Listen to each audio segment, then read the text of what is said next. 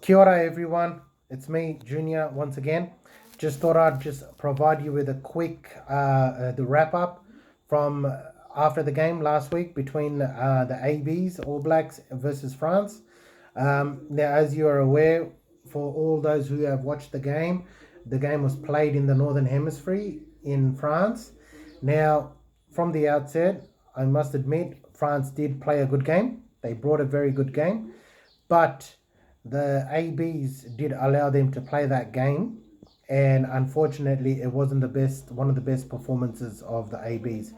So now the cleanup after the game, I wanted to provide everybody with a quick feedback as to what my observations were and what I believe could have been done. Now, obviously, we all know, without mentioning names, the responsibility rests on a particular individual. Now, so the performances of the ABs is always rested on a particular individual's shoulders. Now, I'm not going to mention who, but I'm sure you all know who. Now, look, to pick a team before a game starts is half of the battle.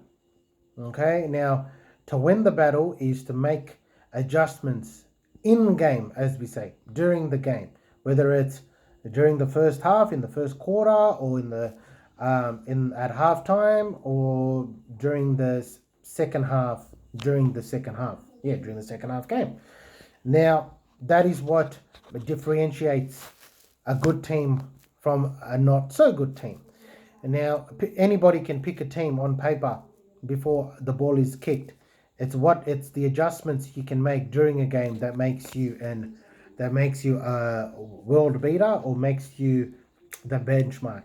Now, what I believe has gone wrong with the ABs last week was the in-game management. Now, we've got a lethal backline.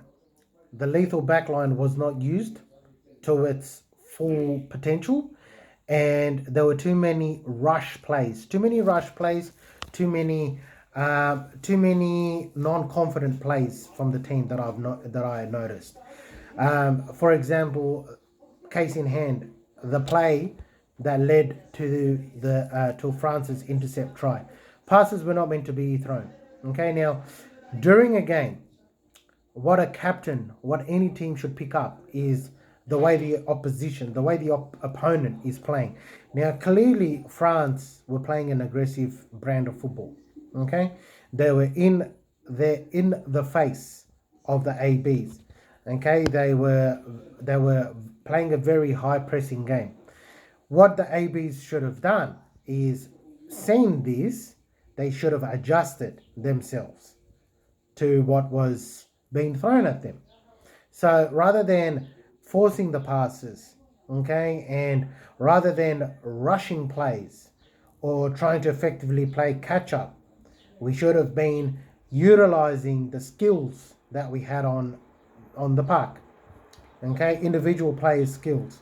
So rather than pushing passes, should have been playing a safety game. Because guess what? The tide would have turned. The tide would have turned. There would have been gaps showing. Okay, there would have been opportunities during the game to capitalize. Okay, now the ABs played into the hands of the French team, the Les Bleus. Okay, into their hands, which was an amateurish way to go about it. Okay, playing a rush football brand of football. If you're playing it from the outside, so far what I've noticed is that the ABs are failing to adjust in game.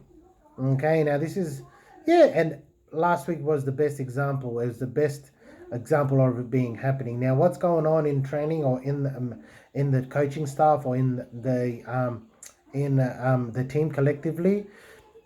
Anyone's guess is as good as anyone's. Okay, but the responsibility goes down to the captain to be able to marshal the team in terms of pick up, engage what's going on in the game, and adjust accordingly.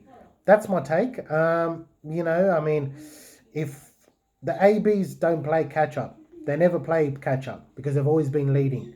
Okay, so To be playing catch-up football or to be rushing plays isn't in the repertoire of the ABs. The ABs are front leaders. Okay, they like to control the game. So last week was a good example that we were playing into the hands of the French team. Okay, and that's a big learning curve. Now, what I recommend is the coaching staff to be running training drills for the team to be ready for such situation in the future. You know, to be focusing on plays like that, or to be focusing on structure of a game that allows the team to be used to playing this kind of footy, whether you're catching up or whether you're playing effectively a sevens kind of game, you know, and it takes a bit of training.